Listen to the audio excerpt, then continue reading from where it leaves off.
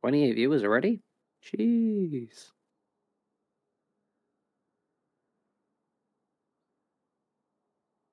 Perfect.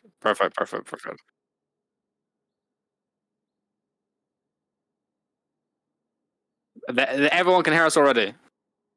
Oh, baby, do we have a series for you? RADX versus... Go ahead, take it away, Sench. How do you pronounce the right team's name? Sørby Lovers, I believe. Sørby Loudslow. That's- Something like that. That sounds... Because Danish sounds really weird. But anyhow, moving into draft, we get a Viego ban. Didn't necessarily see anyone really play this champion, but I guess Viego is just meta, or? No, the jungler of SLE has 70% win rate on the champ split. All right. Over 20 games. He does look like an Amumu OTP though if you look at his previous splits, but no issue. What do you think about that? Action band, 1-1 trick on. That guy's not one trick. That guy's a beast. But I'd fear his Akshan too. I don't blame him for banning it away. I'm really surprised to not see the flex picks of Sørby Loudslovers to not get banned here. Sejuani and Gwen making it through this draft in the first ban phase. Wouldn't be too surprised if we see something along those lines on the red side. First pick though, nowadays, Cork is a pretty good one. I don't know, Pantheon. Yeah. Do you reckon that's going support, jungle, mid, top, ADC? Really? I think go anywhere. I call it a fireman flex. I guess not ADC, yeah. So I don't know if we're going to see praise Pantheon this time around, but definitely a strong pick nowadays. Some tankier junglers also being nerfed. Jinx though. Oh, last second to the nerfed Mel. I reckon they think it's going to be mid Pantheon. Because I know it's going to be Meta Marty. Meta Marty played 2 games of it recently. He probably thinks it's OP now. Maybe been playing practicing on a secret account or something. I don't know. He did pretty well in the 2 games he played 5 days ago on the jump. So. And meanwhile, another one for SLL. We have a Maokai locked in. Likely jungle, we expect. I guess it could also flex support. Yeah, and top lane, a pretty strong flex nowadays, with also Skarner and stuff being nerfed down quite a bit. Maokai rising in some priority just to fill the gap of that tanky jungle role. With Mel also just having the setup to like play extended or zone controlling fights really sets a good foundation for playing objective fights. Orianna though, being just matched into Mel, pretty sure this is a pretty decent matchup in mid lane for the Orianna. What's your take on that, Shade? No fucking idea. I don't know. I've just been rolled by this Mel champ every time I played against it, but I'm bad, so... Yeah, Orianna sounds good. There's not much to reflect, no? You can immune the damage to the ultimate. You can't take damage from the shockwave, but you're not reflecting that ball. Yeah, Ori's got pretty short cooldowns as well, so she can just, like, as soon as she gets onto people, she can kind of, with the slow as well from her W, she can just keep running people down. So I imagine it isn't too bad into Mel. Just the range from Mel is probably a bit of annoying in lane, but that's kind of like for every champ. Ooh, this is pretty interesting. From what I've seen so far, the Ambessa was played by RADX's jungler. Who's it? Grazeran, who's played Ambessa in jungle quite a bit as of late. Mixed results, but definitely an interesting pick and an interesting flex whether they would want to put this in top lane if the matchup is favorable. But anyhow, Lulu being banned. Probably one of the stronger supports nowadays. Seeing a lot of priority in at least Grim. It's a really good pair with Zeri as well. But I'm kind of surprised how much they're hovering the Jinx that they decided to ban the Lulu themselves. They could have taken that R4 if they want to play the Jinx pretty easily. But there's the Jinx getting banned, so the hovers maybe forcing the ban there. But that's genius mind games, though. We should start doing that as well. If we want a champ ban, just like hover it every single pick. And then never pick it. Holy. Yeah. I don't know how Jinx into Zeri looks. I'm not really all too up with the matchup, but I can't imagine it's too bad for the Zeri. I guess the only point is that Mbessa is high priority in their case. And Mbessa does get really overwhelming if it does end up getting ahead. So it's a respectable pick, expecting it to be banned out. And there's for sure no shortage of what type of ADCs you can play into Zeri on R4 here. Would be surprised if we don't see anything that is a bit more self-sufficient, something that can peel off. Maybe we see something in the lines of a Saya possibly against the Pantheon Orianna combo can be pretty decent to just counteract that whole incoming engaged Corki is still open, yeah. Against the Ash over it, though. Yeah. Lots of good ADCs. Just generally the best champion in bot lane to play passive and deal insane amounts of damage. Rakan now being hovered with Poppy. They didn't actually. Yeah, they did ban away the Poppy. Wow, we're seeing Yuumi. Please, the return of 2022. Everyone's worst nightmare. This becomes meta again. We've seen it quite a bit recently with how Fearless is going in the top leagues, forcing this kind of game 4, game 5, Zeri Yuumi, hyperscale to infinity, play the ADC like an absolute madman. And it looks like the draft's going to be finished out, I guess, top lane. Pantheon jungle. Yeah, Cho'Gath. Oh my god, that champion is so disgusting. Please do not pick it. Yay. Renekton said a bit more fun. Yeah, Cassandra. And Cassandra. We are living the premium 2022 timeline. Oh, but I guess they're kind of setting it up, right? So they can lane swap if they have to. That's still a thing on this patch, right? Yes, it is. That gets removed next patch. Yeah, so I'm guessing they're taking Cassandra just in case they get a really terrible bot lane matchup. So they have someone who can just... I guess the only problem with it, with the Yuumi, is that you don't really pressure the lanes, and I would imagine dives and so forth can become really difficult. Yeah, Sejuani now being hovered out will be locked in, meaning we will be seeing a Maokai support here. Sejuani top actually, because this top laner seems to have been playing Sejuani quite a bit in his games. I'm pretty sure that Sejuani is going towards what's his name now? Bayer. Mm-hmm. Yeah, I kind of like the way the Lions here have drafted. They've got almost every champ is a potential flex. In fact, every champ is a potential flex. It's just by the time they picked it, the first three you just don't really know. I mean, by OPGG you can assume the Mel is most likely going mid, and the Ambessa is most likely going jungle. But still, you could mix it up. I don't know how much the other players have played those champs, but it is a really flexible draft, and it's also really front to back, just going to team fight the hell out of you. Which I'm not sure how that's going to work into this kind of Zeri, Yuumi, Orianna also want to team fight back. But I guess that's the excitement of the game we're about to watch.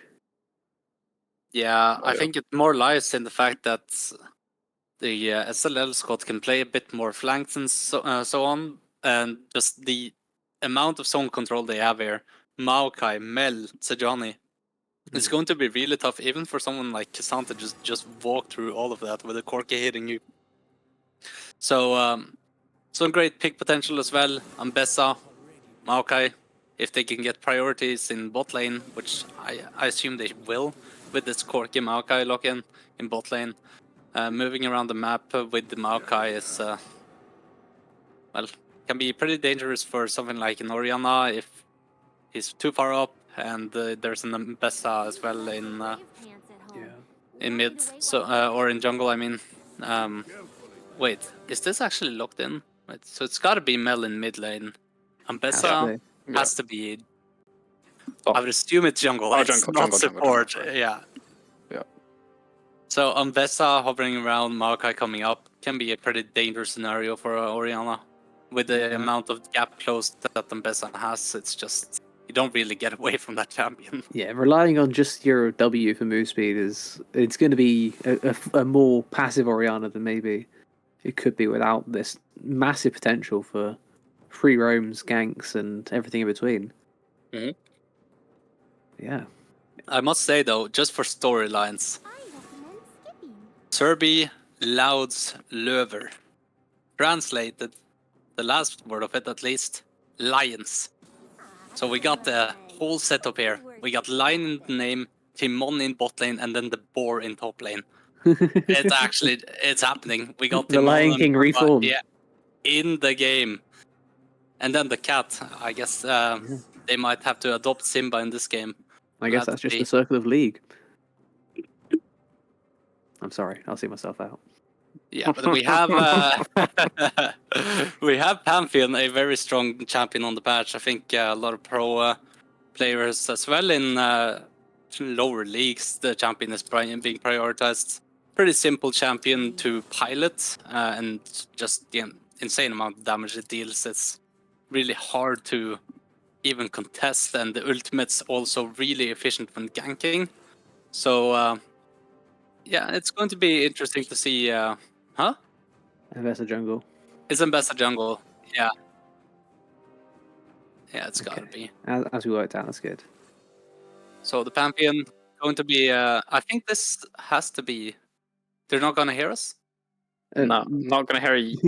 Not gonna hear Flay, bro. Aha! Yeah. So Pantheon is going to be very interesting. I'm not sure how easy it is for him to impact these lanes. I guess you gotta start looking at the Mel in mid lane. Maybe you can pull in the Mel with the Orianna ult, and if there's a Pantheon in the face, maybe there's to no avail for the Mel in the mid lane if he actually finds the angle to get on top of him.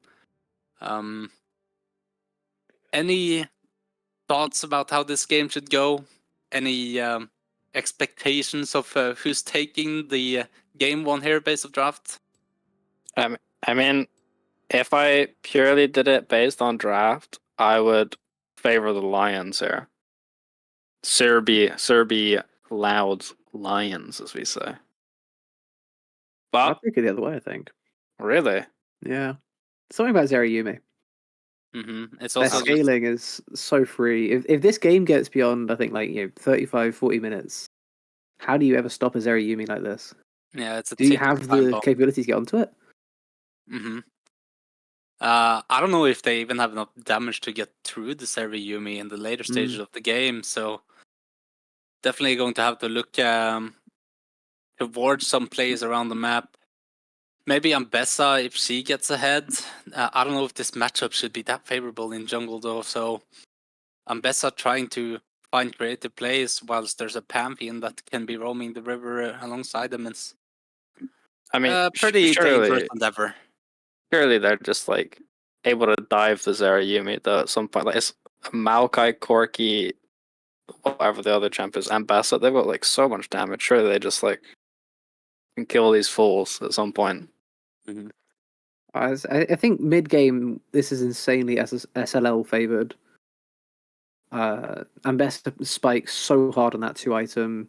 Corki Triforce Man Immune goes incredibly hard. Sejuani could basically be level 3 and still be maximum efficiency. Mel scales pretty well, but I think the outscale factor is something to be worried about for SLL. They are on a timer. They need to be hunting these dragons and picking up a soul basically as soon as they can, because as Zerayumi just scales to infinity. I really want to see SLL win this, because when I'm looking at the OPGGs, RADX looks stacked.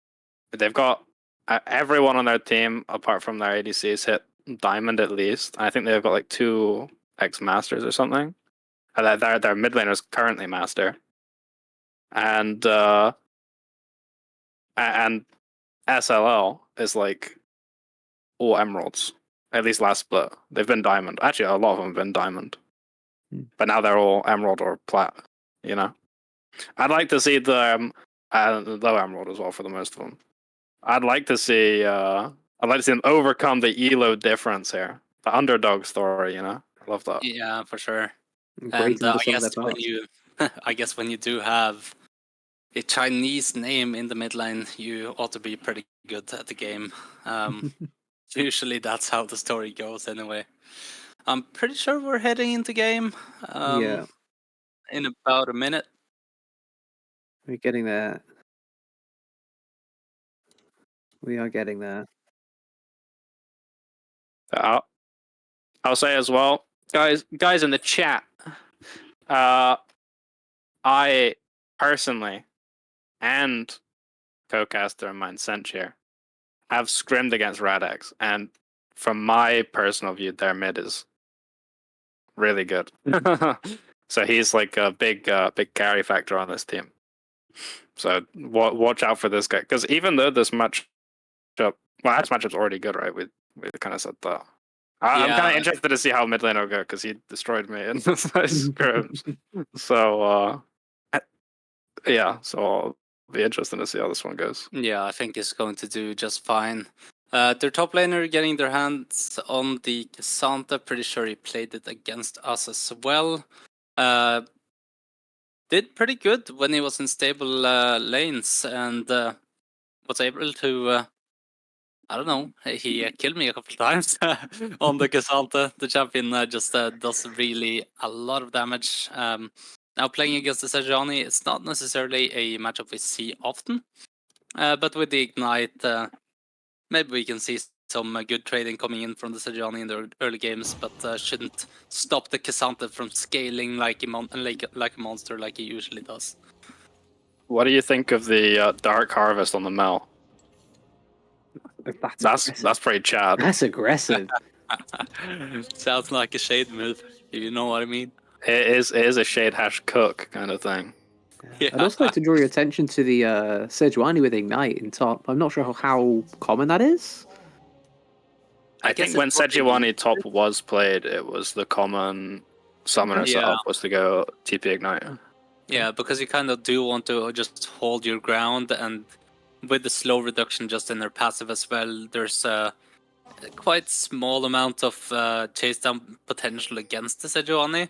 And I guess like the base damages of junglers usually are a little bit higher than usual laners. So just Ignite to top it off, or to receive some ganks as well, just makes Sejuani a bit more threatening in terms of just the matchup and how enemy top has to navigate the matchup, because you gotta keep in mind that extra set of damage that Sejuani brings with Ignite.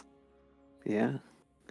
As we look now down into the rift, we see opposite side part jungling going to be starting out. We saw the ward go down on the Raptors, didn't get used in the end. And yeah, normal lanes. Hallelujah. Breathe a sigh of relief. Yeah.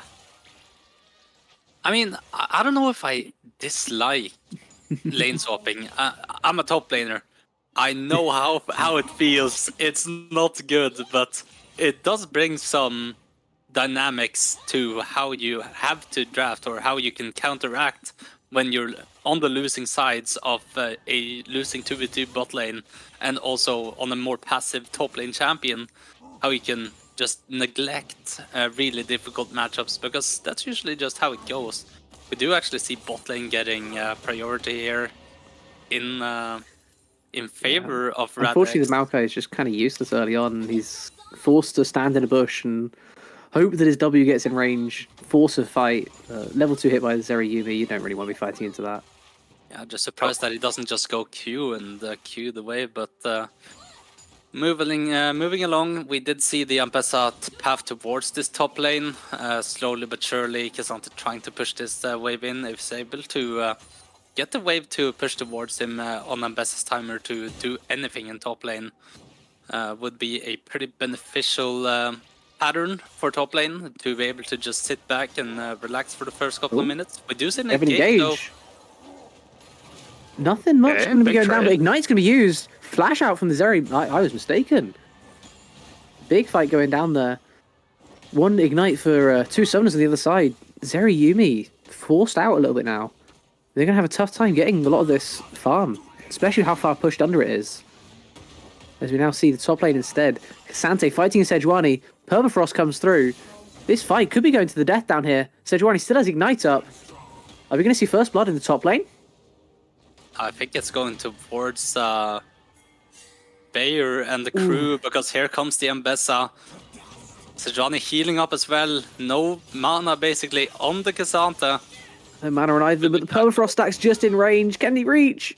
Nay. Pathmaker away. Ignite, take the kill. Ignite. And that's why you take Ignite, I guess. Damn. Prove me wrong. Like, can you turn the summoner names on above the people's heads in interface?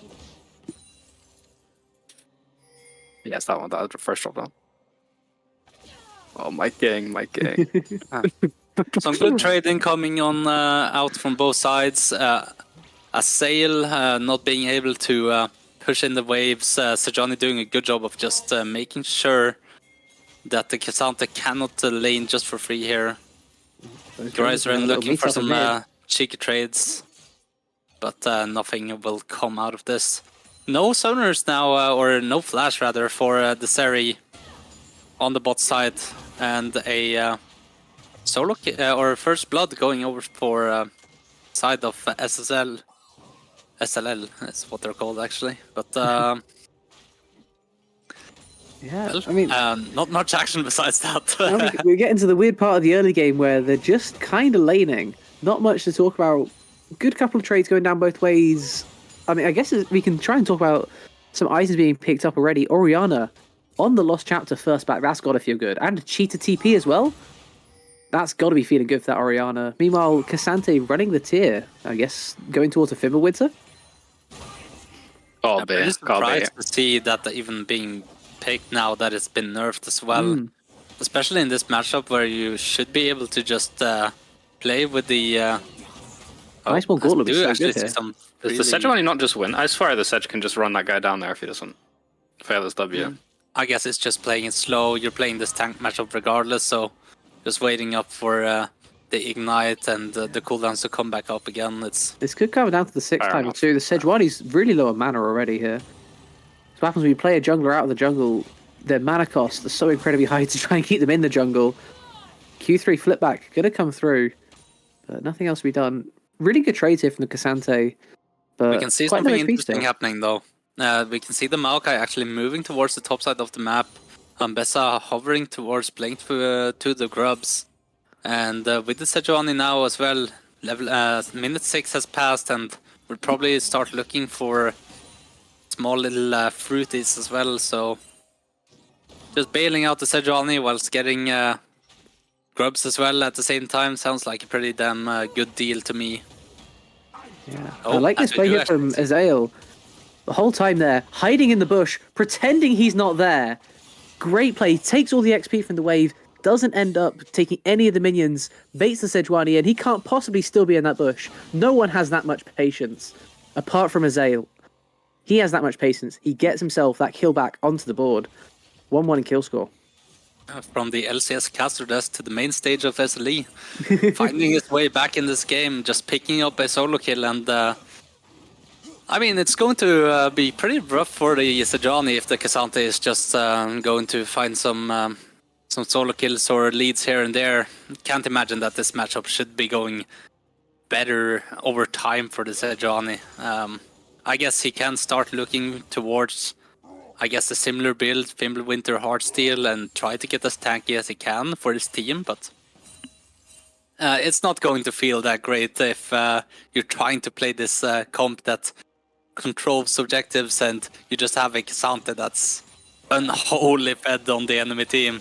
It's going to be really tough to keep the rest of the team out, so good job by Azazel there, just finding a much needed advantage.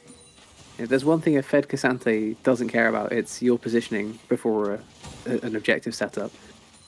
He will walk through with that Pathmaker and not give a single damn. Yeah, and I guess as we discussed earlier, like in terms of the mid game for SLL, if the K'Sante can start to just ignore the damages coming out from SLL, then it will allow Seri to have that necessary uptime in fights even earlier on as well. So potential gank coming in down here, and Bessa used the ultimate. Grierson unable to find his target there. Yuumi was off the Zeri for half a second, not able to get it done. Cassante, meanwhile, getting traded on pretty heavily. Glacial Prison used. Ignite used. Azazel looking pretty fine. Has the all-out available in just a couple of seconds if he wants to delay this. Does he win this all-out, though? I would imagine that he should win it. The health trade is not looking great. Maybe he can hit the Q3 flip backwards towards the turret. That might do it. Another solo bolo for Azazel. Meanwhile, the Zeri in the bot side, that's got to be a dead Maokai. 100%. How much of the HP trade can they get back, though? Corki forced to run away, exhausted by the Yuumi. Exhaust and heal invested. But another kill, and that is the feat of Warfare going over as well for RX. Yeah, it's starting to fall a bit apart from for SLL here, and Cassante finding yet another kill there in top lane.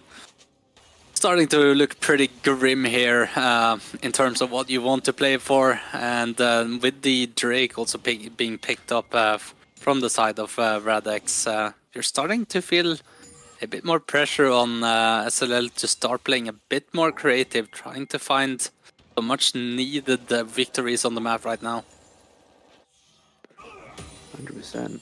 Back into this kind of middling, not much happening lane phase again. Zeri had their back cancelled.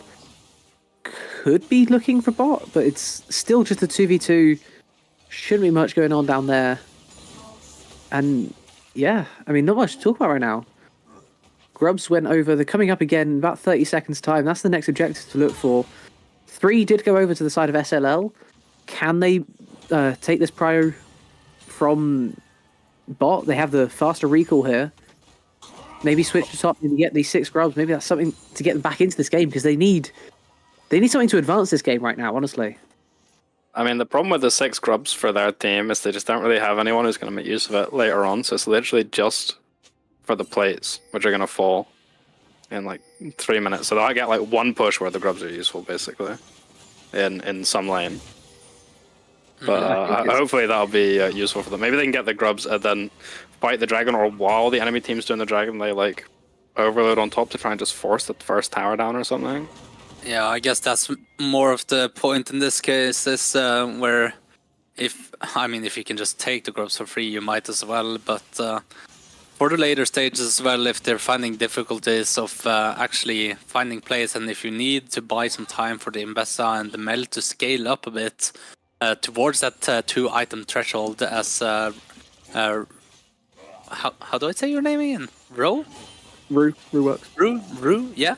That's it. Yeah. As Rue mentioned earlier on, it's just a nice way to make sure that your your cross-map plays are actually benefiting, or to some extent just keeping trades even if you have to give up on certain objectives in the bot side, like the Drake, you know. Yeah, I'm quite surprised that once again RX showing zero grub prio, rather, sending both the Zeri and the Yuumi straight into this bot lane, trying to bully this Corki out, and it is 6 grubs taken over. They just don't really care, and so far they haven't had a reason to. If they can keep this dragon prio going, at worst the other team's going to get soul at kind of 30 minutes, 35 minutes. You can really drag out this game and get the Zeri to kind of the 5 items premium Zeri that you just don't get to see all too often. As you get to see another fight happening in the top lane, is he going to go all out through the wall again? The angle's there, but he's not going to take it. Permafrost used. These health trades really favouring Cassante right now, going towards that Kanik Rooken by the look of things. As you see, a little bit of posturing happening also down towards the dragon. All out going to be used through the wall. That's a dead pig. Maybe not. I can't tell. Flash invested by the Cassante. Don't think he's going to reach there. Meanwhile, Grierson going to snipe away the dragon, but gets absolutely destroyed by the Pantheon. Huge all-in fight going on down here. Zeri gets one. Can the Mel die? Yes, she can. And it's just down to the Maokai left in a 1v3, and that's another one down. 4 for just the jungler. A huge fight coming in there from RX. Dragon does go over to SLL, but that Zeri is looking humongous right now. 4-0-1. Yuntal already online. Yeah, you can see that SLL is starting to get desperate to just take these fights. And they were in a pretty good position in terms of Zeri and splitting up, Pantheon being in the pit. But they have to just commit to one of the sides if they're just going to group up in the pit, just allowing the shockwave to find the targets needed for Sørby to just come for the cleanup. It's not going to end well for them. So maybe if they tried to go for the Orianna instead, they could have maybe had a better angle to actually fight out this team fight, but just ends up being more despair on the side of SLL. And it's just so sad when everyone's such low HP at the end of those fights, you don't quite get the damage you need to finish one of them off. I feel like if they finish one of them off, they can get so much more, but the Pantheon's going to be ulting in now into the mid lane. Rooted away by the Mel. No thank you, not today. A little bit of nothing going on. Pantheon ult, you used for the gank off the table now for the next minute or so. Let's see what SLL can do with this free ultimate invested from the other side. Can they get something off with this Ambessa? Yeah, I guess we just hate the idea of waiting for Orianna Shockwave to come through, but well, a bit of a misplay there coming in from the Cav, but as of right now, he's kind of already done the big part of his job, which was just in the early game, you are covering this bot lane with your life, and you do not care what's happening in the top side. And to think that Azazel has already come so far ahead from it, now getting ganked in the top lane though, Ambessa ulting into the Cassandra. Cassandra throwing in the all-out as well.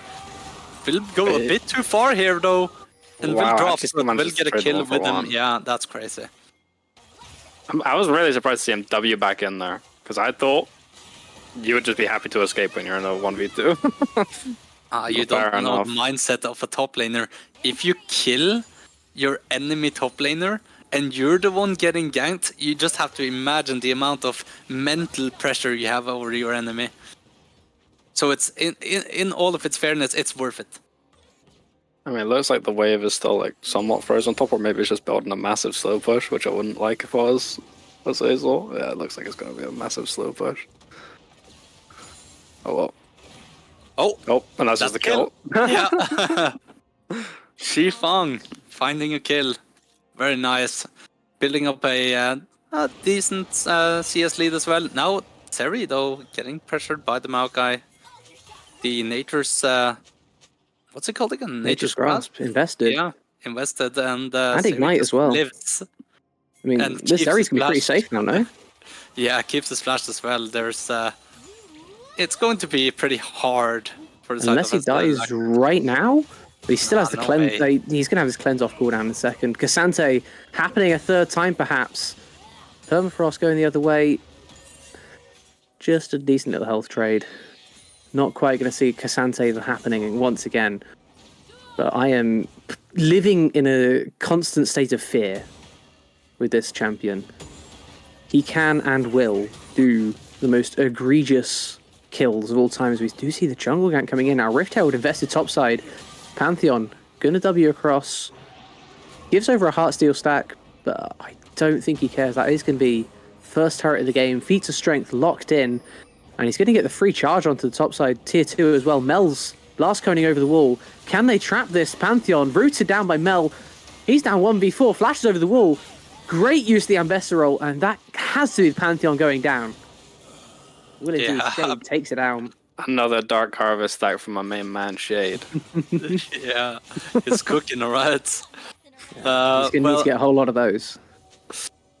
The reality of the situation is just that you're getting a top lane tower, getting the first tower down, Feats of Strength is secured, and with the bot lane as well, just trading yet another tower. It's a net positive trade for RADX once again, and this time around though, with the kill they got onto the Pantheon, he is going to be late for the Dragon, so at least they will be able to find some priority here. Pantheon does have ultimate though, so he might actually look to still fight this. I think he's going to be a little bit late. It's going to be a team fight.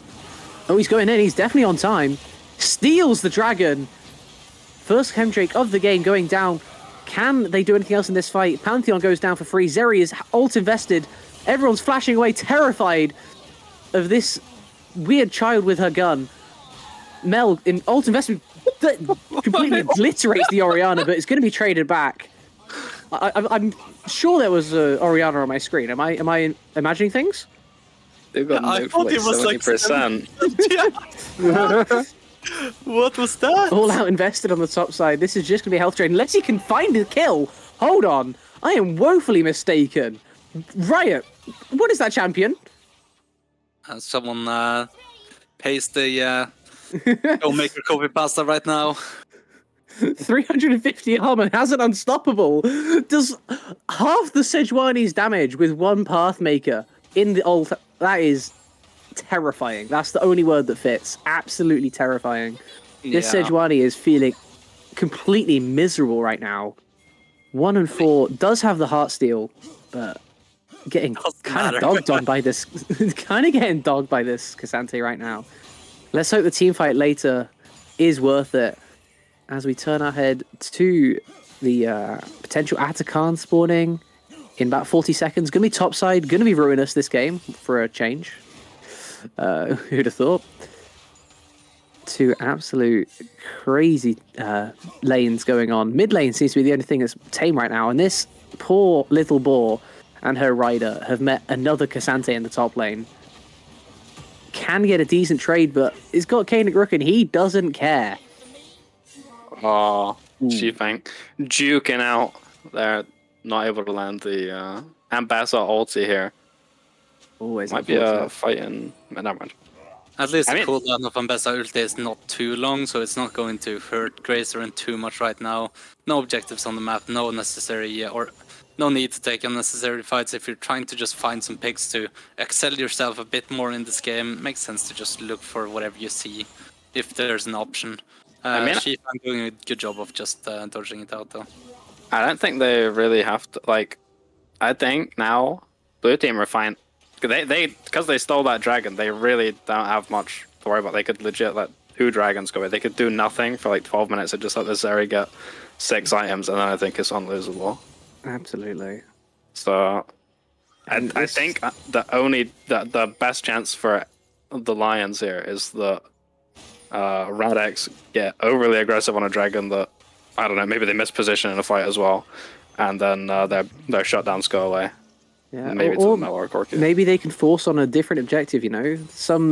As you point out, these dragons, especially with Chemtech Soul, not going to be a massive investment for RX. Or it doesn't have to be a massive investment for RX. Mid-tier 1 is going to be invested into. But there are things like this Ruinous Atakan, like the Baron spawning in 4 minutes. If you can force a fight around one of those, somehow find the Maokai ult from absolute nowhere. Meanwhile, Pantheon going to go in. Yumi ult invested. Just going to be a disengage angle here. But there are ways back into this game, but it's 5k down. It's not an easy path. Yeah, I guess now with the Pantheon flashes invested as well, and Zeri not having flash either, maybe they can start looking for a fight. Grazer definitely trying to fight this out though, but will just be found out by the Zeri. Prey going crazy on the Zeri. Will just one-shot the boar as well. Full HP versus a 2-item Yumi attached AD carry doesn't really stand a chance, and now turning their eyes towards the Atakan. Ruinous Atakan going the ways of RADX on top of the 2 kills on the jungle and top, or generally top side of the Lions here. Yeah, and that's just really good posturing coming in there from RADX. There's literally nothing that they can do on the side of SLL. They are forced to walk up, otherwise they give over a massive buff like this flower-ridden Atakan. Meanwhile, nice disengage used by the Maokai. Should be able to escape Cassante's wrath, but yeah, that is indeed that Atakan going over. All the flowers in the world now on the side of RADX too. Yeah, it's starting to look pretty grim. 7k gold down with a comp that doesn't really do much against enemies. Zeri, it's like, I don't know, how do they even think of fighting right now? I guess they have to try to use their grubs that they stacked up, and unless they're Omega flipping this Drake, then I mean they're already not posture for it, and now Shade. Oh, it's just completely. Yeah, you're dead, buddy. Completely pincered her. Absolutely no way from to escape there. Yeah, straight to the afterlife. And it will be Soul Point now heading over as well. RADX, they are so dominant right now. This Zeri at over 10,000 gold for the game. So is the Cassante, actually, second in gold on a top laner. He just hit level 16. I would want to be nowhere near this absolute behemoth of a champion right now, as they just get free walk everywhere they want. Corki's going to have to W over the wall. And, I mean, what can you do right now on the side of SLL? Is there a single way back into this game? I mean, you kind of have to look towards the bounties right now, just trying to use the groups, as I mentioned. Try to get some income on your carries, and if you're able to find the Sejuani ult on top of the Maokai, maybe Ambassador can get on top of the series somehow. There's a chance they kill him. I wouldn't guarantee it though. Yumi healing, Cassandra just posturing or just waiting to take on the brute force of the Lions. It's going to be pretty rough. Maybe, I don't know, Mel is still a champion in this game. 3 kills strong and pretty high on the CS. Does have some income relative to the side of RADX. Now, Azazel just sprinting towards Shade. I don't know if the only thing against this Mel right now is that if you're in Mel range, you're also in Zeri range, as the deflect is going to be invested. Cassante 1v2 mode. What's going to be going on here? Ultimate used once again by the Ambessa. Can they win this 1v2 against the all-out Cassante? It's actually close, folks, and he gets the first one. Ambessa now down to the 1v1, should be able to take it down. That is a shutdown on Cassante, but that is also Jungler on the bot side. Meanwhile, we saw double kill mid, Corki, Maokai both going down to this insanely fed Zeri. 3 items at the 25-minute mark, and a Baron off spawn going straight over to RX. Azazel not giving a single damn of the Ambessa just running at the Mel, and the Mel does end up falling. Ultimate didn't do at all as much damage as I thought it would do, but just the bag. 2 kills in mid lane, Baron on top of this, lead extending. Now side lanes are going to be incredibly hard to respond to. Cassandra can literally just walk into any tower. We just saw him ignore an Ambessa and still kill the Mel, so wouldn't be too surprised if he just goes to whatever lane she is on, or even the Sejuani can't really stop him from just pushing in waves at this point. So it's going to be really tough, honestly. I'm not sure of what the comms are looking like right now for the Lions. Maybe it's a dot/FF angle, but we'll have to see. Bayer now looking for Prey. Prey with no flash, using it in the previous interaction in mid lane. But, well... half his HP deleted for free. Grand Starfall going to come in. And it's going to be met by the Maokai ult just to disengage. I mean, I don't say this often, but I think this Cassante's looking more like a Mundo. He just goes where he pleases. He does not care right now. 3 full items completed on top and ADC. Zeri should be looking to take some more damage on the mid-tier 2. Can they even defend this right now on the side of SLL? They have no chance. The Maokai ult being down as well. Now Engage coming in. This is dangerous. Maokai's going to go down. Zeri ult, huge right now. Corki's getting absolutely deleted, but he does take down the Zeri. That's huge. Money onto the Corki as their way back into this game. It does cost them their support and their jungle, but they do finally get the 1,000 gold shutdown. Meanwhile, over the wall, Pantheon, W's over, takes down the Mel as well. Going to be a 3-for-1 overall, and bot tier 2 going to go down. I don't even know if it's worth it, but it's something to cling on to. It's a ray of hope for the Lions. But a pretty slim one. Will also just end up not taking the inhib here. I guess mid lane inhibitor, just generally considered as the worst inhib to take in the game. They, with Death Timer still being here for Glycerin, and I guess they're just not... Yeah, I guess they just don't want to. They want to prioritize their bases just for Drake to be there on time, saving their tempo. A decent play coming in there for RADX, just a bit boring, you could say. I mean, they're very disciplined, and they've chosen a plan, they stuck to it. Fair play for that, but personally, I'd like to see the extra prio that those inhibs give you, you know? if right now you had super waves coming in through mid, coming in through bot, isn't that easier to force them off a dragon than just saying, we're here first. So, I mean, then again, it's a 10k gold lead. Do they care? Probably not. Yeah, if they really want the inhibs, they can just walk to it right now and take it if they want to. So, and if they really want the soul, they can just walk up to the dragon. Yeah, here is the soul, and it cannot be contested right now. Chemtech soul going over for free. Do they even get to trade top tier 1? That is the current proposition. We would like top tier 1 objective bounty for Chemtech soul, please. And I don't even... RADX might even get up there in time. Zeri's walking up there menacingly. Pantheon, Grand Starfall available once again.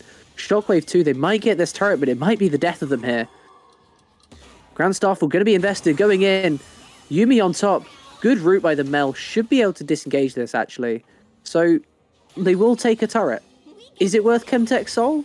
Probably not, but maybe they're just making the best of a bad situation there. Cause yeah, I mean, they probably weren't going to be able to stop them doing Chemtech Soul there, I'll be honest. Like, they just got to do what they can in these situations. I mean, this is just the epitome of that meme, like the trade deal. You get the soul, I get the bounty on top lane tier 1. It's not really. I don't know. It's just an L after an L, honestly, this game. RADX looking really good though so far. Playing slow and controlled, just knowing what they want to play for, and eventually just closing in on the inhibitors here should be. Would be really nice to just see it clean and coming in from this point. But of course, always open to some shenanigans. Bayer trying to look around, but will not go for the Pantheon. Now TP coming in for a Saisel as well. Without the Baron, I don't think they're able to siege, but my god, the shield on the Pantheon! He didn't even pop his Sterak's. That was just Yuumi and Cassante combined to give the world's biggest shield. That is disgusting. It looks like potential engage going to come in here. Oh, amazing Orianna ult too. Yeah, I mean, Orianna ult on the top side gets rid of half the Meld's HP, half the Ambessa HP. And I think that got traded for Cassante's Kane Irukan shield, as now that 4 is going to go in. Bayer's going to go down. Meanwhile, Ambessa, public execution onto the backline, can't get anything down with it. Maokai will be going down too, and this Cassante is running riot. Corki absolutely obliterating it. It's now just the Mel down to the 1v5, use the ultimate, unable to get a kill, and they don't have any minions to end with right now, but they may as well. This is all but over. Shade, the last one standing. Orianna's going to speed up the minions, make it go faster. Unstoppable used by the Cassante. Reflect used to just not get Q3, but they're going to get flipped out anyway. Are they healing from this Nexus, or is the Cassante just that strong? Wow. That was dominant from RX. Indeed it was, and they pick up the first win of this series, 1-0 in a dominant fashion for RADX. Lions gotta have to find a better way to attack this draft and just game in general. It's they're balling on a lot of factors here. This Sejuani has to be useful in the game, and it's just tough when you're drafting into the Cassante potentially losing matchup. I'm not exactly sure of how it goes, but it didn't look favorable for the Sejuani at all. To go into a Cassante, you either need something with insane kill threat or something that can out-tank a Cassante. Otherwise known as you need insane kill threat, and unfortunately Sejuani not providing that. Unable to find much in team fights either, and it just didn't look all too cohesive. I like the idea of their draft, but once that Zeri got ahead, there was no looking back. Ended up 12-1-7, 30k damage, by the way, in a 31-minute game. Nearly full build already. It was quite the dominant display coming in there from Prey. And I love to see what he has in store for Game 2, but we'll see that when we get into Game 2 after this break.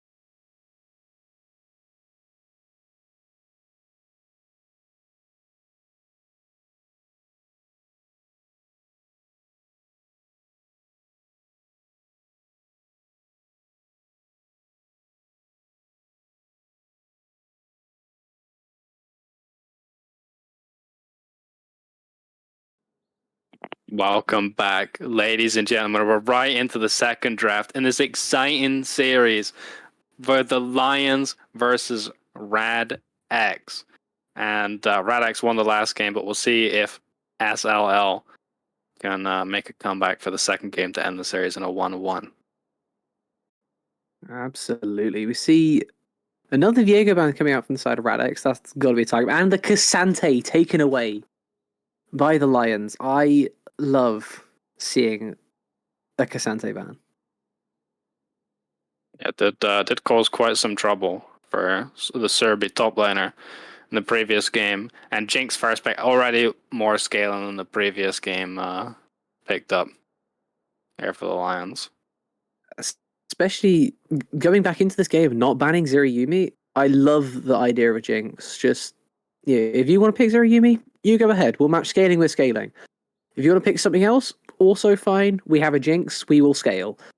Interested to see what RADX employees are countered to this. Gonna be the Jarvan picked up instantly. Of course, you know, screaming Demacia to the skies, you jump on the ADC's face is always amazing, but once every 5 minutes that Jinx is going to have a flash, Jarvan's going to be pretty homeless in those kind of fights. If SLL can manipulate those flash timers to be around those key fights, I don't really see a way onto this Jinx right now. Looks like... Sorry, you go for it. You go for it. I was gonna say RADX. It looks like I've predicted that there was going to be an immobile champ picked up early for Sørby here, as they did ban the Poppy, which is one of the traditional picks against Jarvan when you see Jarvan, you know. So to prevent that, engage onto your immobile carries.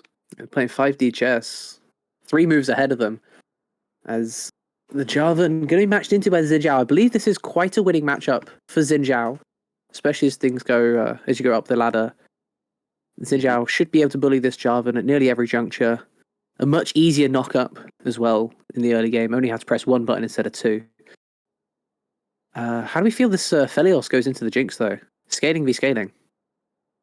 Isn't it like Aphelios used to beat Jinx, at least in terms of lane, but when it gets later on, if Jinx gets excited, it doesn't really help to have Aphelios against it. So I guess we're playing a bit more for laning prowess. Thresh will be picked up though. I think this is just a general like way of drafting. You have the Jinx, immobile AD carry, you're picking Jarvan, Poppy, or any disruptive kind of champions, in this case Ornn, getting banned away, and Thresh is the counter act to the whole lockdown system of a Jarvan. Now Lulu being picked up though, really good. I really like this adaptation. I guess some Thresh mains would say, oh, at least you can just go for hooks whenever you want to, but it's way more reliable to just have the Lulu on your team, and will also amp up the Aphelios quite a bit for the team fights, just making him a lot harder to shut down in team fights. So Swain being taken away from the side of RADX though. Not sure if that's supposed to be some sort of counter to a mid lane pick they're trying to go for here. What champion would even struggle into Swain? Maybe Galio or an Azir, I guess. No idea. Whatever happens, we definitely not getting the same mid matchup we had last game. Both the Orion and the Mel taken away as... I mean, you can take top or mid here. I think both is fine on red side. And you can kind of just chill. Even better if you have something you can flex between both, like the Cho'Gath. I know that Caps for G2 loves to flex this. Now, I'm not saying anyone here is Caps, but Cho'Gath can be flexed both top and mid. If it can be taken both ways. RADX does in fact play Cho'Gath. I'm not sure about the top laner, but the mid laner for sure does. It's on his OPGG. It's the second most played, so that's gonna be interesting to see. We see the Gwen taken in. Gwen is a great matchup into Cho'Gath. Gwen is amazing into tanks. I think they're being caught backhanded here with Cho'Gath potentially going into mid lane. So I'm just hoping that this pans out well for them. I don't imagine that Gwen should be a big counter in mid lane. It's more so in the top lane against the Cho'Gath. So even if you're trying to lane swap these lanes, it's already a bit cooked for the Gwen here. Just no respect to the flexibility of a Cho'Gath with the mid laner playing Cho quite a bit on the side of RADX. Ari will be the other pickup. I guess at this point, Cho can just go to mid. Will probably just out-sustain any sort of damage that the Ari has. What do you want to take into a Gwen then, with your current team comp? I mean, what are you can looking go towards? a carry. You can play something like the... Okay. Yeah, I was going to say Jax. That's a carry. Yeah. Into Xin Zhao Gwen, Jax sounds so fucking OP. Yeah. I mean, you can go an easier route, just Renekton or something like that as well. But Jax generally recognized as a pretty good counter to Gwen. Really just comes down to when you take the trades as the Jax. If you're just walking up to a Gwen with 4 stacks on her Q, you're probably not winning out on that trade. But if you're able to keep the Gwen a bit away from lanes and take favorable trades with your E as you go in, that's kind of the pattern where Jax excels in this matchup. And I'm not sure if Jax goes lethal tempo anymore. I guess he kind of doesn't. I've seen a lot of Conqueror recently. Yeah. Especially on the AD kind of bruisery Jax. A lot of Conqueror. Yeah. Interesting to see how all these matchups will go. I mean, bot lane, Aphelios Lulu into Jinx Thresh should be absolute cinema. Both sides have their timings to push. You know, thinking Aphelios with all his different utility that he has, Jinx with all the damage that she has, with a very interesting fight in that side. Going to be heavily affected by jungle as well. Both of these jungles want to get in there and get in good on both of the immobile ADCs. Yeah, and so does the Ahri. The only problem with this matchup is that you're not really moving too much in the early game as the Ahri, which is probably the time where you do find some sort of lane priority.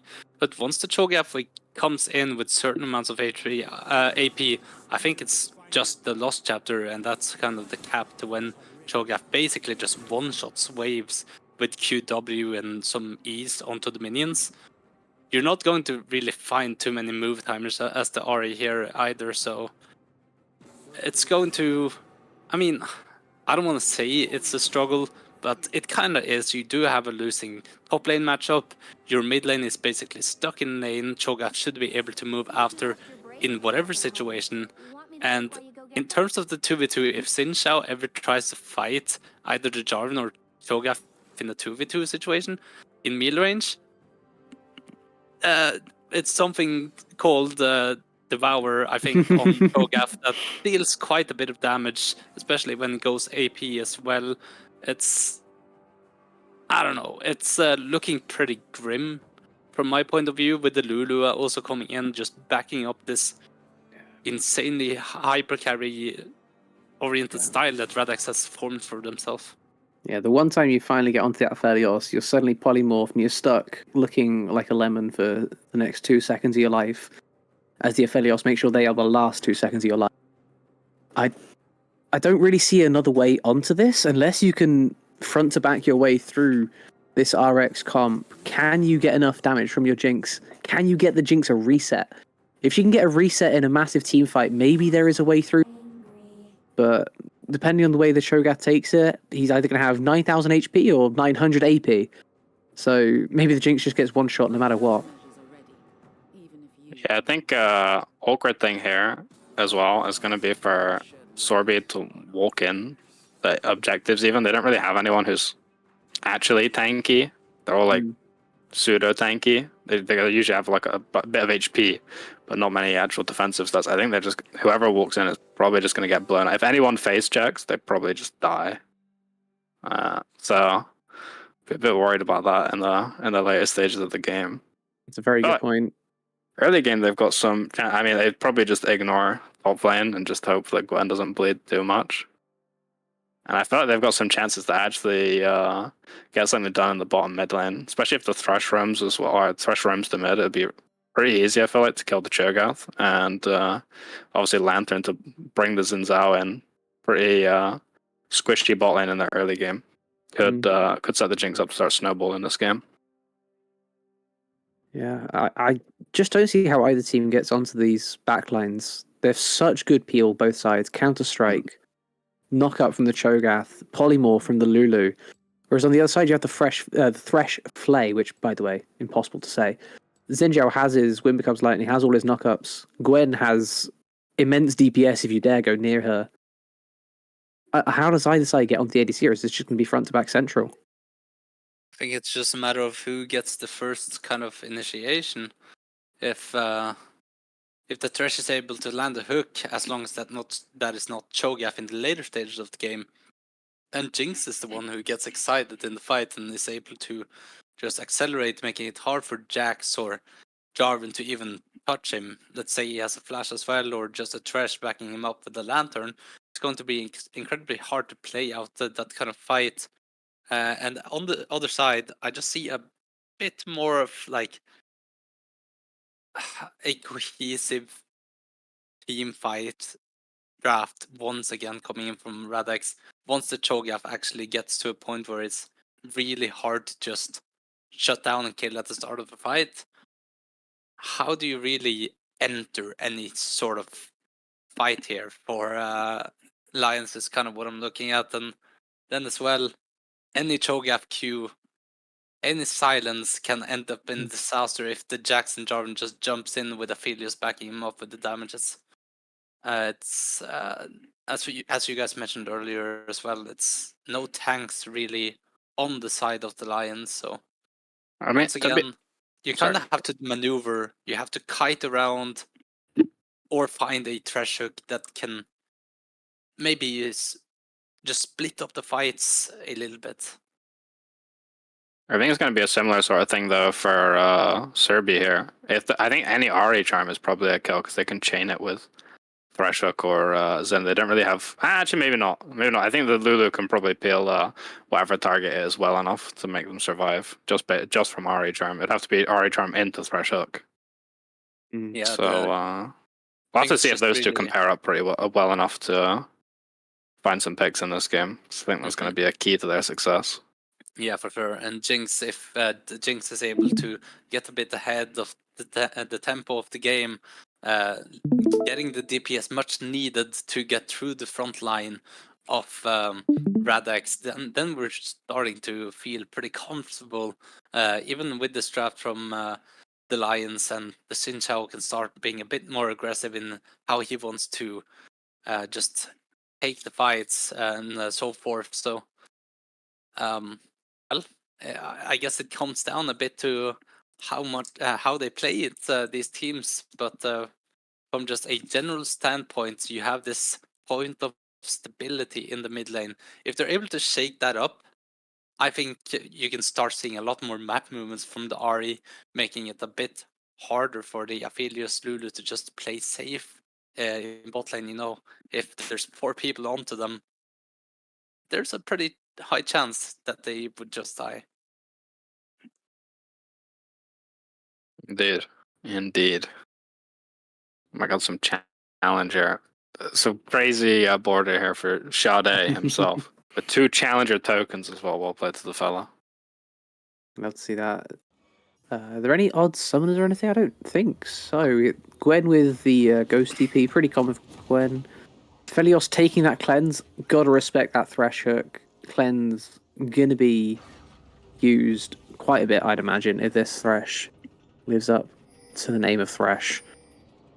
So as we get into Summoner's Rift, let's see what happens. Are we gonna look for an invade SLL? You have a hook champ.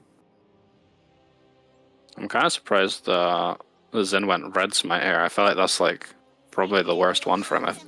His E slows already, right? And if you hit with W, you can just E. So I don't really see a spell that he uses where he doesn't already slow the enemy as he gets onto him anyway. Maybe just wants the extra damage. I mean, I see exactly what you're on about. I don't really understand it either.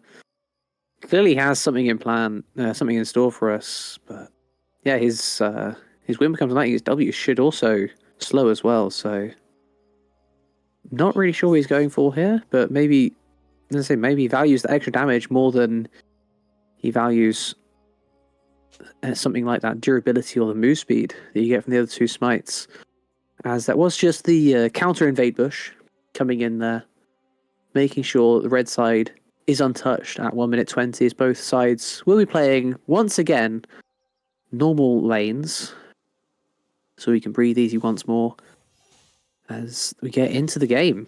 Both junglers starting top this time. Yeah, not too surprising. Both laners kind of want to be in that good spot, being able to scale up and so forth, so it's to be expected.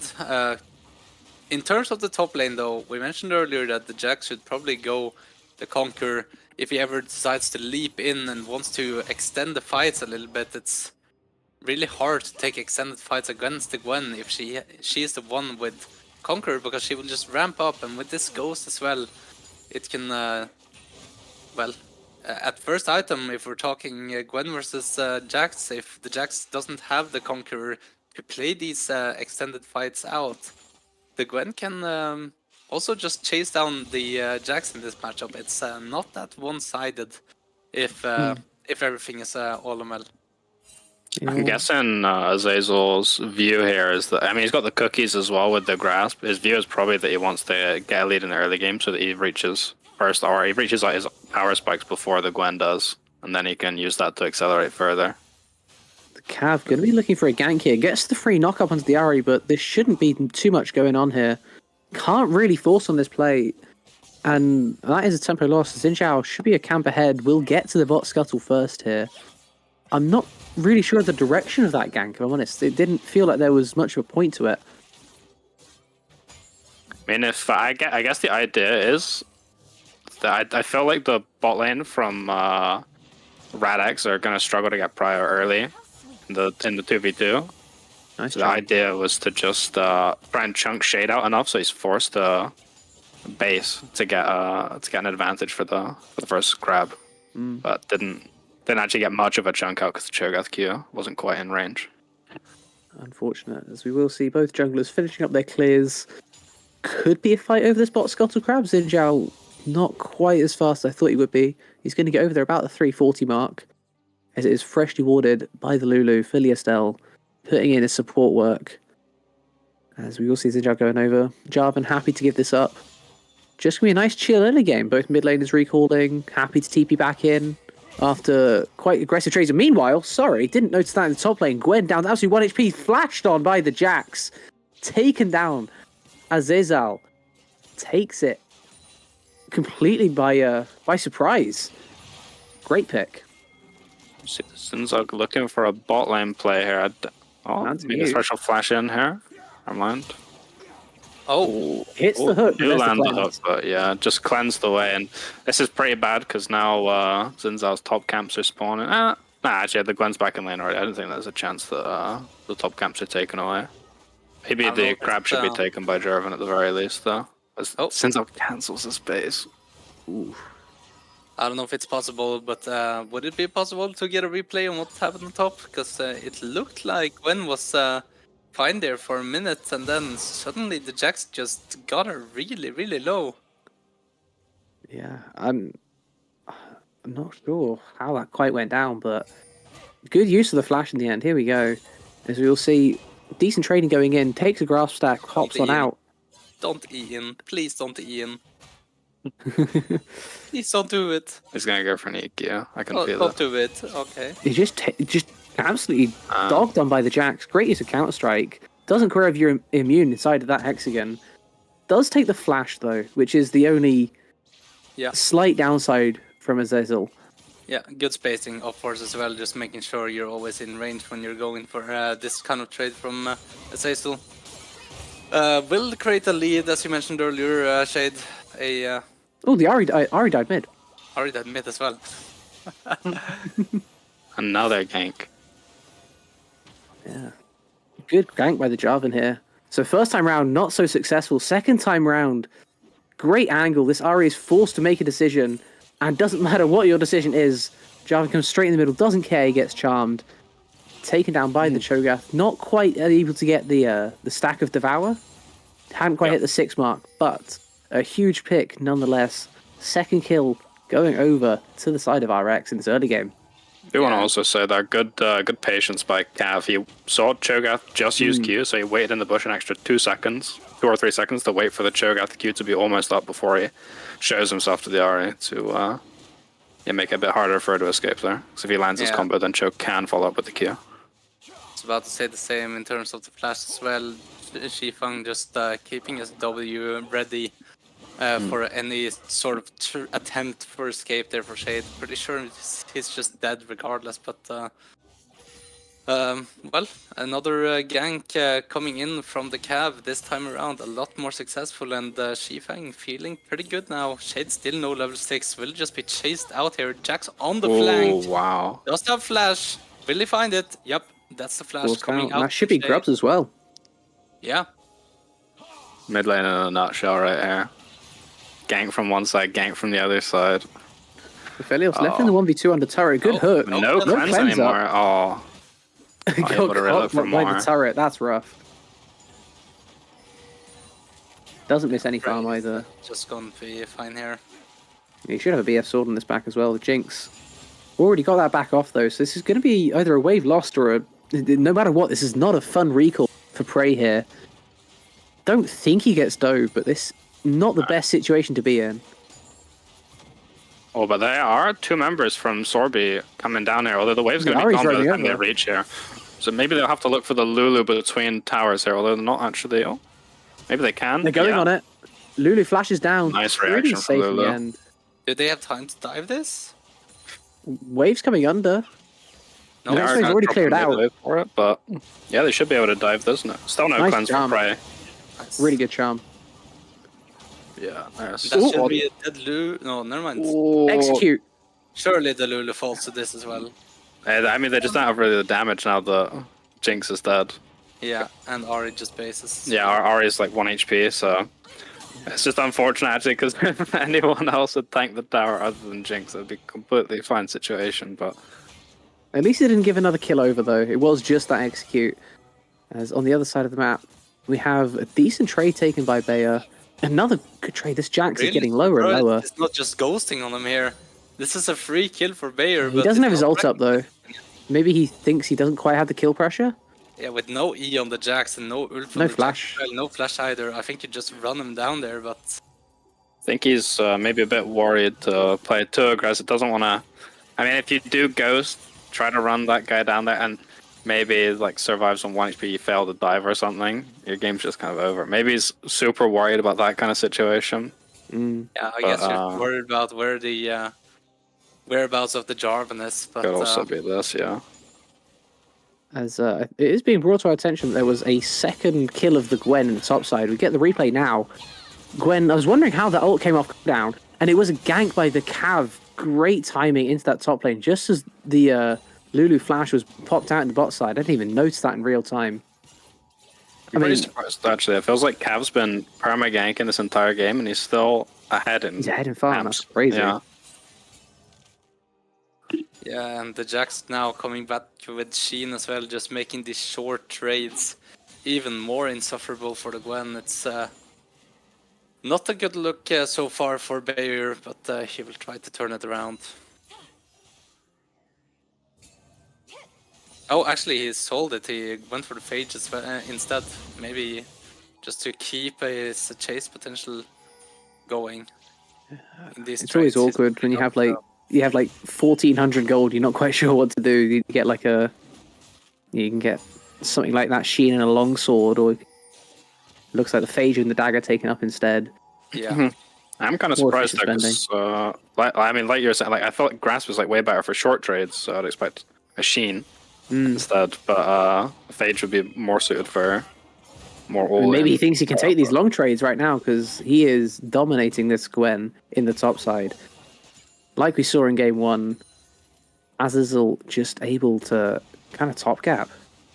Mid lane starting to look rough as well for Shade. A pretty sizable CS lead in mid lane as well, just as last game. Ooh, nice hit. Box invested. Red and white Aphelios right now forced to flash away. could have cleansed earlier, didn't cleanse, gets popped by the Jinx rocket straight to the face. Meanwhile, on the top side, we have Gwen and Xin Zhao in a 2v2 with the Jax and the Jarvan. Jarvan gets absolutely obliterated by the Gwen ultimate. Down on the bot side once more, Lulu gets taken down by the Jinx. Back into the 1v1 top side, Jack should be able to take out the Xin Zhao. Can he get across there? 200 HP. Does get that, doesn't give a stack over to the Cho'Gath, who roamed up from mid for nothing. Really massive from the side of Timon and the Thresh here, though. Now a 34 CS lead on the Jinx. A massive lead coming in here for the bot lane, and definitely going to be something we have to look out for in How this. How close is he to execute range, by the way? I mean, Ahri. The Ahri is what, 1 Q away, or WO. He's just dead. Zhifeng has flash here too. Being forced to stick around in this lane sounds rough. Yeah, I mean, Zhifeng has the lane. I guess both of them will sustain up, but Cho'Gath has quite a superior sustain here, and as long as he's killing the minions, that is. But I mean, yeah, like you're saying, Sench, I mean, this is exactly what Sørby need to win this game. Their win condition is the Jinx here, so Jinx getting this accelerated here is, their primary way to win this game. It's just a shame that the rest of the map is absolutely crumbling down around them. As we see the Jax dive the Gwen top. Both of them will go down in the end. That is bigger for the Gwen than it is for the Jax. A huge shutdown going over. Let's see how it happened. Yeah, that is it massive. Pretty calm. But yeah, we just see the Jax ignoring the wave. Has the Giga teamfight with the Triforce up and available. Dives on top of the Gwen. Trades his life for it though. I mean, that can't be worth it, can it? No, and I'm pretty sure that the wave is somewhat neutralized in top lane as well after this, so Gwen should be able to come back to a pretty decent wave state as well. Yeah, neither of them have TP. This wave is going to be this wave. Unless the Cho'Gath wants to go up there and fix it, but it looks like he's more fixated upon the Void Grubs with his jungler. Yeah, and with the... actually, he doesn't have the Devour. Usually, Cho'Gath save the... Free stack. Yeah. I guess he used it on a lane menu. What? Whoa. Okay, Aphelios. Okay, Green Gun. Prey obliterates the Jinx. Not something I expected to see. Jinx just fighting inside the tower range. And gets destroyed by the ultimate. Great use of that button there. Prey. I mean, that's a huge 2v2 kill. The 1 point that was ahead kind of neutralized now. The rest of the map is already kind of falling apart. What can SLL do? They TP the Ahri in. Is there a play to be forced here? The Flame pushes the Lulu out. Doesn't matter too much. Ahri, Spirit Rush invested, will take it down. A little bit of anti-synergy there. Doesn't matter in the end. As we'll see another just disgusting trade by Jax. He just bonked her on the head for 300 HP, and the Jarvan's up there too. Yeah, at least the Gwen does have the boots now, and just gonna wait out to see where this Cho'Gath goes. Ooh, Symbiotic Souls. The Sorelda's Rush. I saw this Cho'Gath build on Monday. Someone else was running it in the SLE. It is quite filthy, by the way. Just absolute run you down Cho'Gath. First turret will go over the way of RX. Another tick towards Feats of Strength. So I think the Feat of Warfare must have gone over to the side of SLL because they are still up in the air, so... Oh no, there we go. No, it can't be because the Dragon's been taken. Thank you for pointing that out. So, yeah. Just, RX have Feats of Strength. Upgraded boots all over the place. Yeah. I mean, the Jinx does still have quite a CS lead here. So it should still be somewhat ahead in gold. I think the fellas just got back. Actually, maybe it's pretty even in gold because it was shot down onto the Jinx. You would expect the Jinx to be ahead, though, even with that. The 30 CS and the extra kill. But they have exactly the same items there, which is quite funny to see. Yeah. I believe the Jinx is a bit further ahead on that Yuntal. Did pick it up quite early. Yep. Is it the Charm under the tower now? It's Cho'Gath. I don't think Ahri has the damage here to ever alone get through the Cho'Gath. Really needs the Xin Zhao to be able to actually take him down, but a lot of vision in the well, just vision around where the Zinzao currently is, so it's pretty hard for Zin to gank the Cho'Gath at the moment. And off of the previous base as well, we can now see the Xin Zhao going for some higher damage items, the Eclipse being picked up, and I guess that kind of gives us the response to why he wanted the Red Smites, just trying to go a bit more damage in his setup right now. Yeah, I mean, I guess the idea here is that he just tries to one-shot the first target to get the Jinx's passive as fast as possible. I assume that's the logic behind it, at least. Yeah, this Cho'Gath trading is completely, like, undescribably insane right now. He has just pressed pressed W, I think, and then he's done more damage than the Ahri has done. And he's back at full HP. He's back at his spawn as well, but that's not the... And I'm starting to feel like top lane is having a difficult time trying to accelerate his lead now. As said, Gwen has one item and the boots also to just make him that tiny bit more durable in these trades against the Jax, allowing him to just pick up waves as he stands and see his lead. Not really to be talked about in top lane now, Shade. Yeah, he's caught on the wrong side of the rift here. Charm hits, but silence and going to be hit. Battle Song taken. I mean, Battle Song for Spirit Rush. I'm taking that trade as a Cho'Gath every day of the week. Very aggressive. Ults forward. Cho'Gath has Devour off cooldown. Great wave pickup. If he gets some damage on here, it could be over, but great ult invested. Jarvan. 3v3 happening in the mid lane. Everything going on across the map right now. Just a health trade going to be taken down. Jinx, down to about half HP, might be forced to reset before this dragon that's coming up in 15 seconds. Yeah, but Jarvan's going to go up towards the Raptors instead. Very nice for... as well. I was going to say... Right, so it's very nice for Sørby that Jarvan invested his ultimate and Lulu here. Although Lulu's ultimate looks like no wait, the dragon's up already. Yeah, it's going to be maybe a bit tough for RADX to fight this here without those two ultimates. There's key ultimates available. The TP coming through from Jax and when later TP here. Yeah, what I was trying to say is just now the Jinx with no flash as well makes it a lot harder for him to actually step up. So even without the Cataclysm right now, the Jax, if he finds his way onto the Jinx, or if a Cho'Gath Q finds his way onto the Jinx, it's going to be so hard for him to actually impact the fight as he wants to. This is a dangerous time to teamfight right now. Aphelios has the Moonlight Vigil ready, goes with the blue form, and he's going to pop two of them instantly. Can you even take that 5v5? Then Jax goes in deep. Might be able to get a third team on. Forced to run away. Good flay used. Aphelios hits the Q on the green form, and he will destroy Team On. This is spiraling out of control once again. Zhifang goes down to the Ahri. This could go back the other way now. Ooh, just about able to dodge that true damage on the return. But a 3-for-1 trade. And Ahri's walking up too far again. Cataclysm invested. Good flash over the wall. Ahri cannot be walking up here right now. Shade going to get taken down. Potentially Rook comes in. No, doesn't even need to. Auto again. Prey ends up with 4 kills now. Probably back ahead of this Jinx. As the Mega Death Rocket can't quite find one of the 4 low HP targets. Greedy back taken. Jarvan escapes from the... I've completely lost myself. Escapes from the Zinzao. There we go.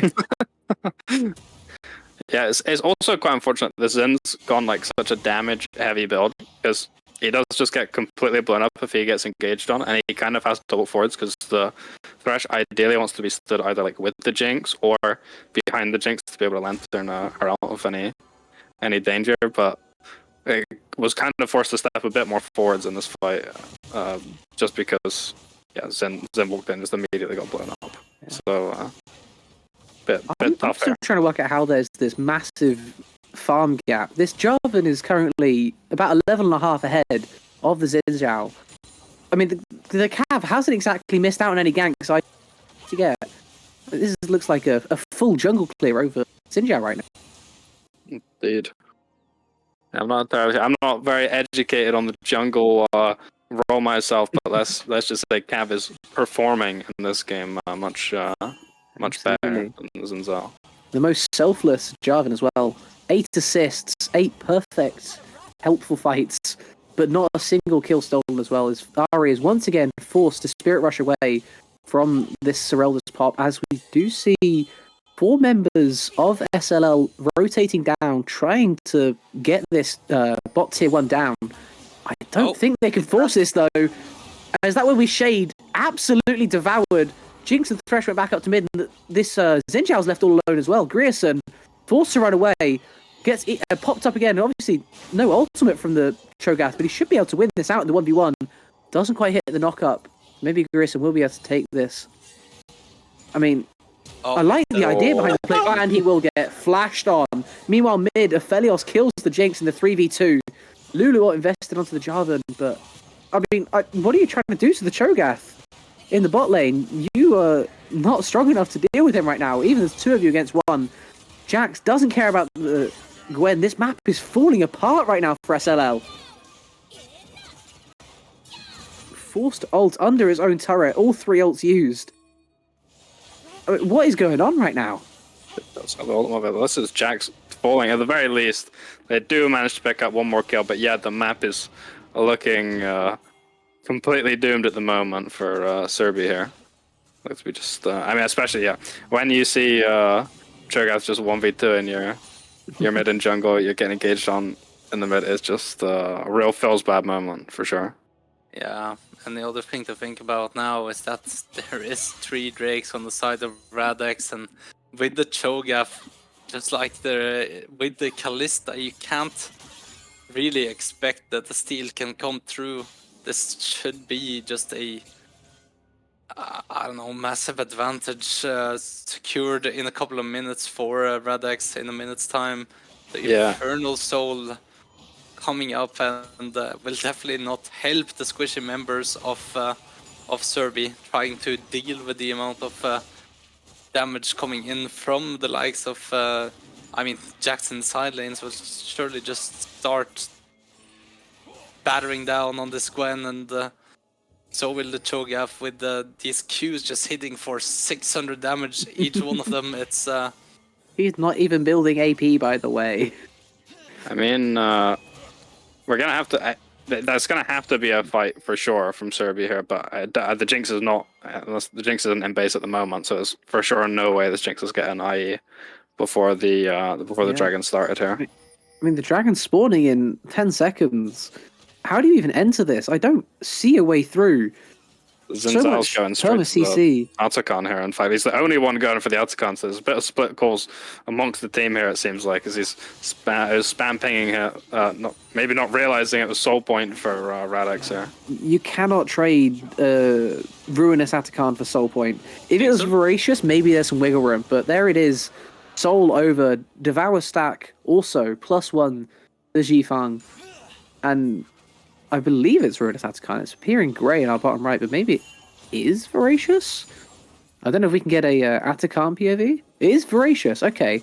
So maybe if they were kind of like a minute ahead of that play, they could pick up the GAs, get over to the pit in time, but as it was a bit late anyway.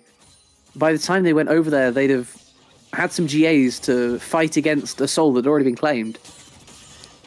I mean, if I'm Sørby here... No way, right? No! Can he win this? He misses both of his first 2 ultimates. Nice dodges. Gets the final one. Yeah. If the Cho'Gath is running back offline. The Cho'Gath is running this tanky build, it doesn't really affect Gwen in any way, so usually Gwen just runs down Cho in those kind of situations, but now spending... Oh, wow. He has to be careful. The members of Sørby could have been like, oh. We're going to see the engage coming in. Xin Zhao gets completely blown up. Ari forced to flash away. Jax doesn't care, jumps on her face with the Lulu ult invested. Java now going to come in, gets flayed away from the Jinx, but she gets completely blown up. Now Luft in the 1v4 gets popped too. Bot tier 2 going down. Quadra kill, as you rightly say, for the Jax. Meanwhile, on the other side of the map, Cho'Gath finishes off the ace, pops the Gwen into his mouth. And this is probably the end of the game. Xin Zhao up in 8 seconds. Maybe they delay. Take 2 inhibs and back off. Can they force the end right now? Is Xin Zhao up in a second? Jarvan doesn't think they can end, but the rest of RADX does here. This is an end. Yeah, they should be able to get this done. Xin Zhao, just level 11, can't get anything done here. Eaten by the Cho'Gath. And that will be the end of the game. A dominant performance coming in there from RADX. Yeah, RADX looking pretty good. Yeah, 2-0 here on the RADX. I mean, their early game was a little bit shaky, especially in the bot lane. But it did manage to find some nice 2v2 kill. And then managed to turn the game around. And yeah, I mean, great performance as the game went on, despite the shaky early game here. Yeah, in this game at least the Lions had something to play towards, but Jinx's lead, it just fell apart. That 30 CS gap and was so ahead at the Aphelios early on, but just not able to convert it. And if a Cho'Gath is able to just 1v2 your jungle mid in bot lane, and the Jax is permanently just killing your top laner over and over again, I don't know how much it means if an ADC has 2 items on 20 minutes or not. Yeah. I mean, that Jinx was ahead of the curve, but so was the Jax, so was the Cho'Gath, so was the Jarvan. The Aphelios wasn't far behind. It was fighting an uphill battle that whole time. SLL, unfortunately, just looked like the lesser of the 2 teams today. I don't think there's much more we can say about it. It was just basically a team diff from where I'm sat. I mean, there is one thing we can say, and that is, who are we calling the MVP here of the series? I'm going to need the stats from Game 1 and Game 2. I mean, I don't need it. It's Prey. That's true. His Zeri was quite nasty. But... And the only time he's like really died in this game is when his Lulu just abandoned him and he got Dove. Actually, wait, no, I don't even think he died on that, right? I think no, he did die. He did die. It was the Lulu survived. I would like to compare that to how the first game went though, because Azazel in the top lane, that Cassante was ginormous, true and the Jax might have been bigger. Quite honestly, obviously the Zeri in this first game, 12-1-7, was pretty unstoppable themselves. I'm split between top and bot here. It could go either way, in my opinion. Yeah, so I'm the deciding factor, and as a fellow top laner, I will of course shout out Azazel for his performance in both of these games. Just handling himself really well on the Cassante here. A lot of pressure trying to be put down by the Mbessa onto the top lane, just making sure, or making a reality that Derry is not going to be touched in this game at all. And the Pantheon, always hovering towards the bot side of the map, also made sure that this game in the long run was going to end up being fine for him, for the side of RADX. And on top of that, the Cassandra just taking over later on, just finding solo kill after solo kill on the Cassandra, on the Sejuani, onto the Sejuani, and also just considering the amount of priority he had in the draft, just accepting being countered in the game one, despite it not really being a counter, but at least the side of the Lions didn't really have any way to deal with him in the draft either. So good games coming in from him. Also finding a lot of impact on the Jax. The team fight at the Drake specifically is something I would highlight, where it just comes in and runs down everyone on the side of the Lions, making it really tough on the side lanes as well for the Gwen. So big shout out to him. Yeah, that there is our 2-0 for the day. Unfortunately, that is all we have time for. Once again, thank you to both Zench and Shay for turning up, as well as our producer. But we will see you guys next week, hopefully. Well, next time, not even next week. We're on Sunday, aren't we? Yeah. We'll see you all Sunday. See you. Bye.